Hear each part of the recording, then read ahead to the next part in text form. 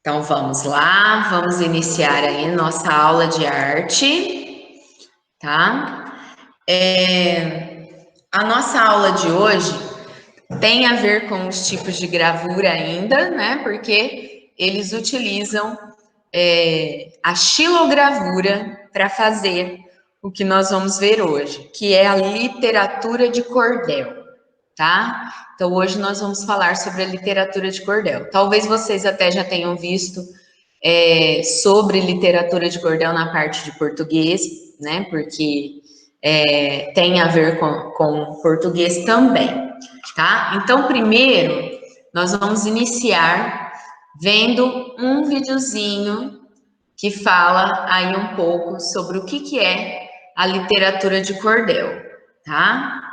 Então, vamos lá.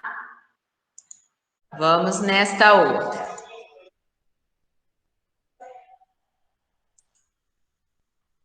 Então, vamos lá. Literatura de cordel. Então, ele estava dizendo lá no vídeo, né? Que sempre que a gente vê a palavra literatura, vem na nossa mente a ideia de livros.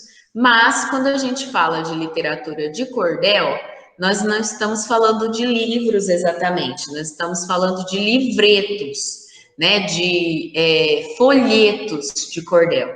Qual é a diferença entre um livro e um livreto ou um folheto? Principalmente a quantidade de páginas, né? Nós temos poucas páginas, são livrinhos pequenos. Então, livrinhos pequenos como estes aqui que vocês estão vendo, né? Aqui na foto, com poucas páginas. E por que então que ele vai ter a ver com a parte de gravura? Porque nas capas, vendo? Nas capas, nós temos desenhos feitos com xilogravura. Xilogravura era aquela gravura com matriz de madeira. Vocês lembram que nós estávamos falando na outra aula, tá? Então, a literatura de cordel são esses livrinhos onde a capa é feita com a xilogravura. Ele é muito popular, né, no Brasil, no Nordeste. Literatura de cordel, também conhecido no Brasil como folheto de cordel, gênero literário popular, de forma rimada, originado em relatos orais e depois impresso em folhetos. Então, são histórias em rimas. Todas as historinhas que a gente encontra em cordel, elas vão estar rimando. Elas são feitas por cordelistas, por pessoas que fazem essas rimas.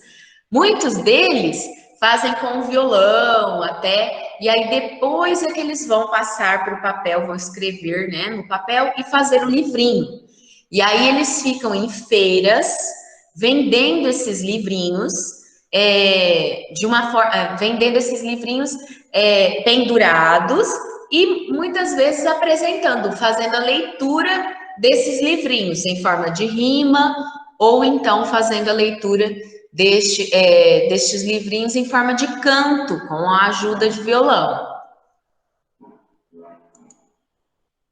O nome tem origem na forma tradicional de folheto, como os folhetos eram expostos em Portugal. Então, o nome literatura de cordel vem de Portugal, né? Na verdade, foram os portugueses realmente que trouxeram esta prática para cá, para o Brasil. E aí eles colocaram este nome, cordel, porque eles eram pendurados em uma corda, né, e pendurados com prendedores, tá? Ou barbantes. Olha lá, ó, dessa forma. Então, eles eram todos penduradinhos, assim, para poder ser vendidos nas feiras, ser vendidos, por exemplo, hoje em dia, a gente encontra cordéis em praias, né? Em feiras livres, principalmente do Nordeste. Não é uma prática comum, assim, no Brasil todo, é mais do Nordeste mesmo. As estrofes mais comuns são as de 10, 8 e 6 versos. Os autores ou cordelistas recitam os versos de forma melodiosa e cadenciada, acompanhados de viola, e também fazem leituras ou declamações empolgadas para conquistar possíveis compradores. Então, eles ficam declamando aí essas histórias rimadas nas feiras para tentar chamar a atenção do público e que o público compre aí os seus livrinhos. Olha um exemplo. Essa é uma parte do romance Pavão Misterioso, que foi o João Melquiades Ferreira da Silva que criou. E existem várias versões desse cordel Pavão Misterioso até hoje. Eu vou contar uma história de um pavão misterioso que levantou o voo na Grécia com um rapaz corajoso, raptando uma condessa, filha de um conde orgulhoso. Residia na Turquia um viúvo capitalista, pai de 2 filhos solteiros, o mais velho João Batista. Então o filho mais novo se chamava Evangelista. O velho turco era dono de uma fábrica de tecidos, com largas propriedades, dinheiros e bens possuídos. Deu de herança a seus filhos, porque eram bem unidos. Então, e assim continua, né? O livrinho do Pavão Misterioso é um pouco grande, tá? Mas deu para vocês perceberem que é uma história rimada, não é? Não, né, não tem como eu fazer um cordel sem rimas. Precisa ser com rimas, tá? Então vai contar uma historinha, mas através de rimas. Então, olha lá, rapaz corajoso rimou com orgulhoso, João Batista rimou com evangelista, né? Possuídos com unidos e assim por diante. E essa era a forma deles recitarem. Eles iam recitando essa de uma forma melodiosa, de uma forma musical, para chamar a atenção do público, para comprar os livrinhos deles. O cordel no Brasil, ele começa, né, a fazer muito sucesso no século XIX no Nordeste. Aí sim é que começam as impressões dos folhetos brasileiros. Antes existia? Existia, mas existia as histórias que vinham de Portugal. É a partir do século XIX é que eles começam a produzir cordéis no Brasil com histórias brasileiras, tá? Com características próprias. Quais eram essas características? Principalmente o tema do Nordeste, cangaceiro, o vaqueiro, personagens bem típicos ali do Nordeste começam a aparecer no cordel. Os temas incluem fatos do cotidiano, episódios históricos, lendas, temas religiosos, entre outros.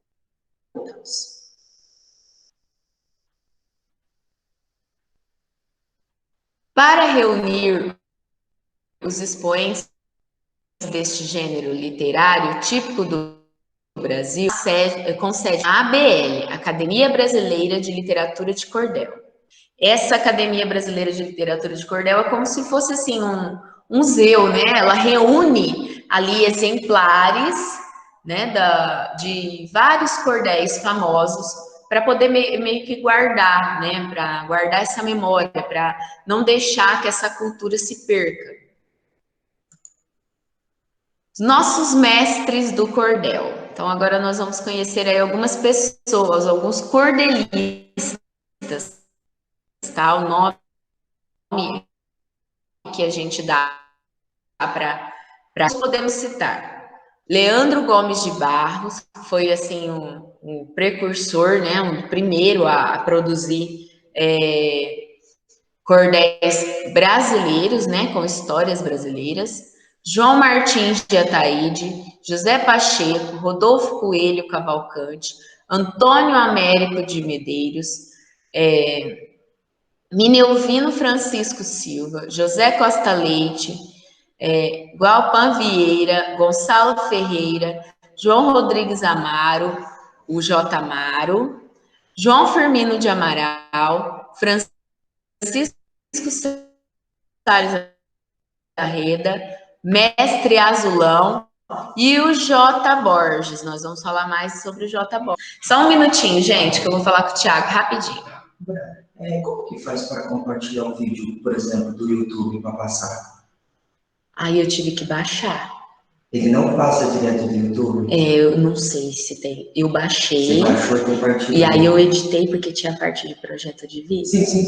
Aí eu editei, cortei, e aí eu compartilhei. Eu não consegui sem baixar.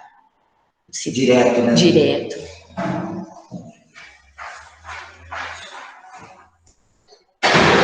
Meninos, ó, voltando então. O J. Borges é o João Borges, tá? Por que nós vamos falar mais sobre ele? Ele cria xilogravuras fantásticas que passam a ser conhecidas no mundo inteiro e se torna assim, o marco do cordel brasileiro, a forma de fazer cordel brasileiro. Ele meio que dá um estilo próprio.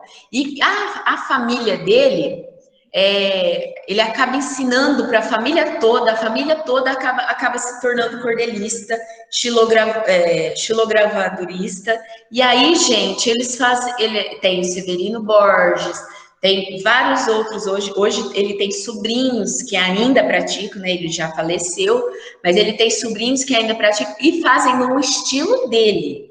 Então, o J. Borges, ele cria um estilo próprio de xilogravura.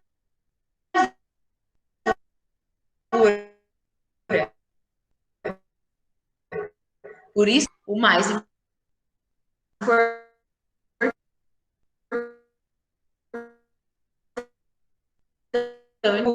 com certeza seria o pioneiro, foi ele que começou a colocar as lendas do Nordeste aqui para o Brasil, né? Fazer histórias brasileiras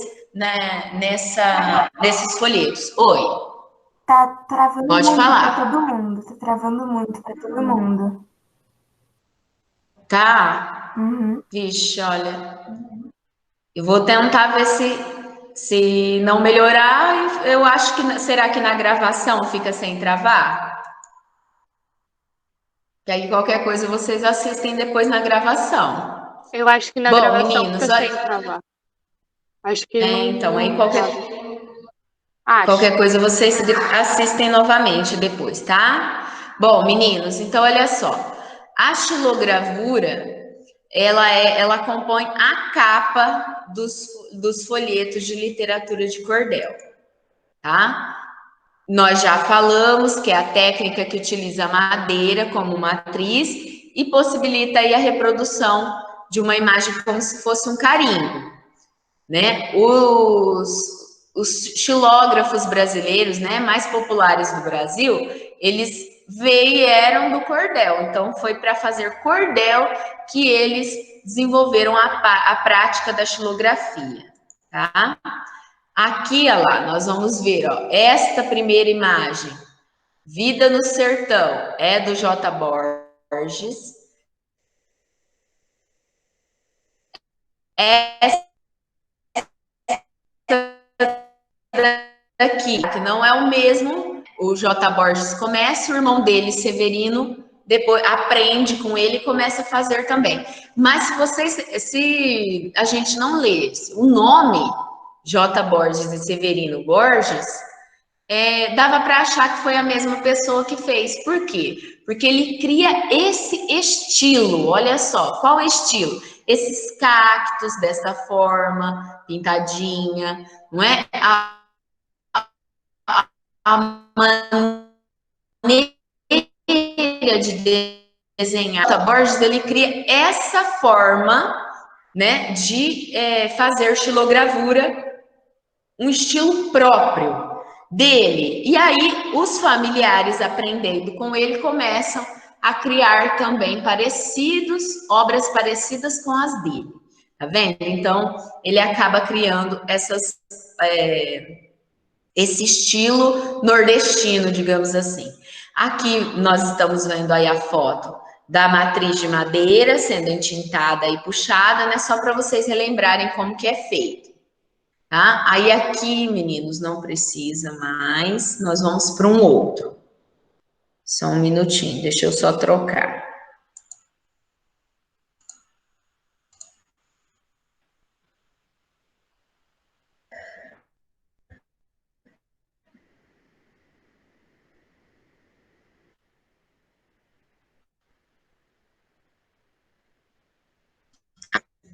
Mas antes de ver esse videozinho,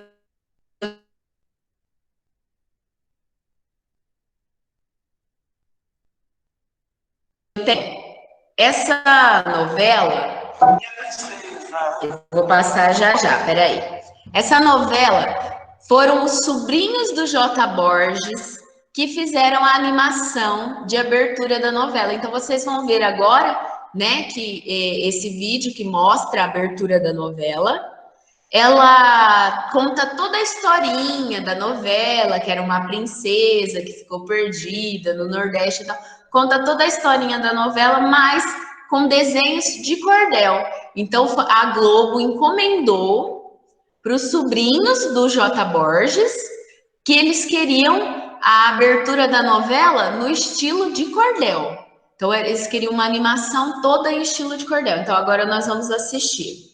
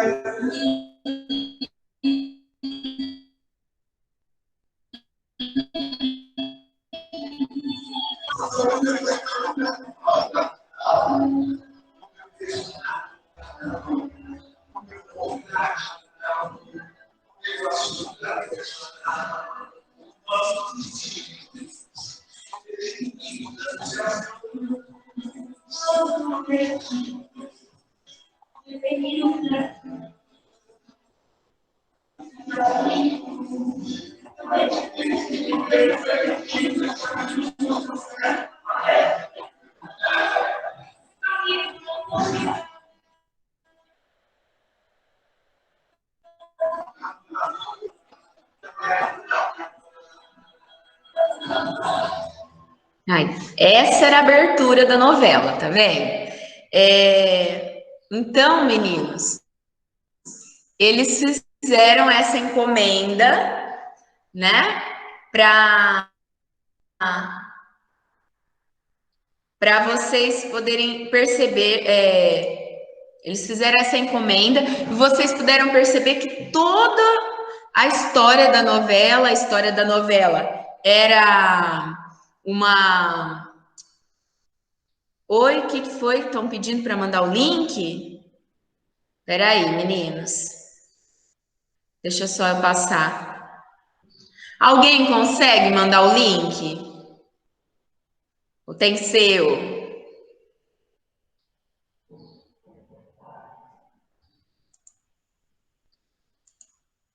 Espera só um minutinho que eu vou tentar mandar.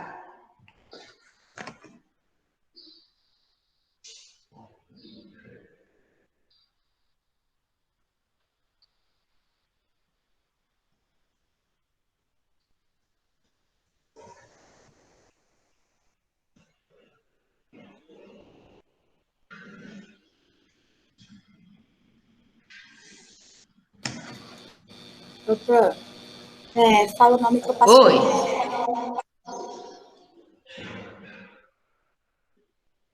Bom, para quem que é, manda no grupo o link.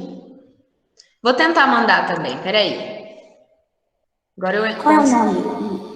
Consegui entrar no meu... Que é o nome? Da aula? Como que é o nome? Não, o nome do vídeo. Eu não sei, gente, como é o nome. Ainda não colocou... Ah, a aula do dia 20/5. Mas consegui mandar. Não, do 20. Tá bom. Beleza. Tá? Agora, você fala o vídeo que eu tô passando, não é o link da aula? Ah, tá. Pera aí que eu mando. Eu vou mandar todos os links para vocês. Aí vocês podem olhar depois em casa, tá? Vou copiar todos aqui.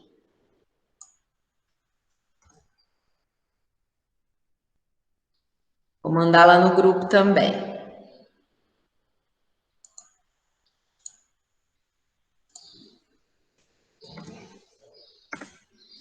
Pronto.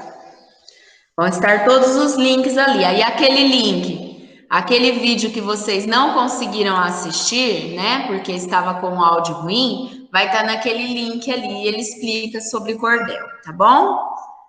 Bom, meninos, voltando aí a falar sobre a abertura da novela. Então, eles pediram, por quê? Porque eles queriam aquele estilo do J. Borges, né, nas suas aulas, e na abertura. E aí tinha a história da princesa, né, e o filho do cangaceiro, que aí depois eles acabam se encontrando desde criança, crescem, se apaixonam e tudo mais. Então, fez como se fosse um resuminho da história da novela através de animação. E eles queriam aqueles desenhos todos imitando as obras do J. Borges, tá? Porque as obras do J. Borges, elas são assim, que vou compartilhar novamente.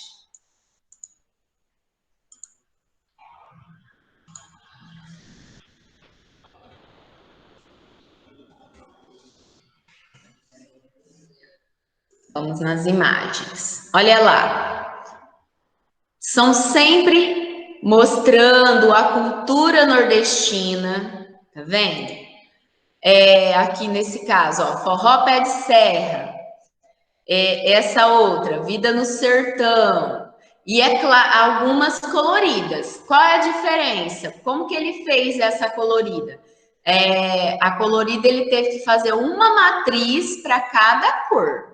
Então, por exemplo, a hora que ele queria fazer o preto, ele deixou em alto relevo todas essas partinhas do desenho que ele queria em preto. A hora que ele queria fazer o vermelho, ele deixou em alto relevo todas as partinhas que ele queria em vermelho. E assim por diante. Então, teve que fazer várias matrizes. Tá vendo? Olha aqui, o contador de mentiras, né? A fruta de mandacaru. Então, ele cria um estilo próprio que você reconhece. Você olha e você fala assim, isso aqui é um cordel, né? E aqui, olha lá, tem uma foto dele, tá vendo? Ele é esse aqui. E atrás, ó, as matrizes da xilogravura, ó. Atrás as matrizes de madeira de xilogravura, porque depois que passa a tinta, mais ou menos umas 50 vezes para tirar o desenho, aí você precisa refazer, precisa fazer uma nova matriz. Então, eles guardam as matrizes. Hoje em dia, os artistas de xilogravura conseguem vender essas matrizes como se fossem quadros de madeira. Então, existem pessoas, principalmente fora do Brasil, né? Existem várias pessoas que colecionam matrizes de gravura, de xilogravura. E aí, ela paga, lógico, mais caro, né? Para ela ter a matriz. Uma coisa interessante também da gente falar, né? Se vocês repararem, ó, tá escrito tudo ao contrário, J. Borges aqui, né? Porque ele tem que escrever ao contrário para a hora que imprimir sair para o lado certo, tá? Bom, meninos, acho que deu para entender aí o que é a literatura de cordel, então. Sim, ele já morreu, tá? Tem gente perguntando aí se ele já morreu. Já. Hoje em dia, quem faz esse trabalho, né, continua com o trabalho da família, porque o J. Borges, né, ensinou para os irmãos faziam, os sobrinhos faziam. Então, hoje em dia, quem continua o trabalho são os sobrinhos. Então, ainda é uma família famosa de literatura de cordel. Eles ainda produzem cordéis, eles ainda produzem xilogravura, né? Só que ele já faleceu, tá? Bom, só vou passar para vocês. Depois vocês acessem aqueles outros links que tem mais alguns videozinhos sobre estilogravura, tá? Eu só queria passar para vocês agora um cordel.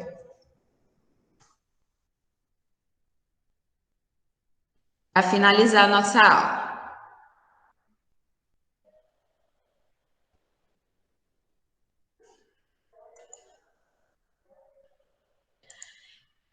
Existe hoje em dia, gente,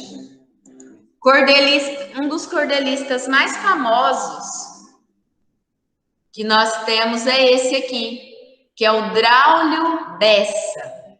Braulio Bessa, ele faz participações na Fátima Bernardes, né, no programa Encontro da Fátima Bernardes, e ele faz esses cordéis, né, homenageia as mães, homenageia os professores, homenageia a cada programa que ele participava uma vez por semana, né, do programa Encontro, ele traz um cordel diferente. Então, ele é um exemplo de cordelista vivo, né, que ainda está atuando e famoso, tá? Se vocês quiserem depois, ó, aqui tem o nome dele, ó, Braulio Bessa, ele tem uma página com todos os cordéis, tá?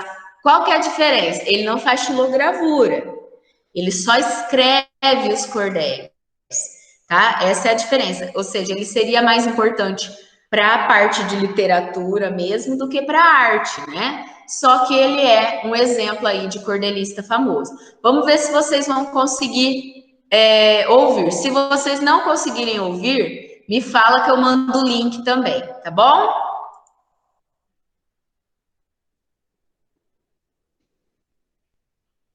Não dá para ouvir, pronto. Não dá, né? Fica baixinho, né? Tá bom, então. Então eu vou mandar também o link desse para vocês. Nem dá para ouvir, tipo, eu não tô ouvindo nada. Aham. Então tudo bem. Vou mandar também o link desse daqui para vocês. Certo? Bom, e aí vocês assistam então depois em casa, tá? Essas apresentações. Bem, meninos.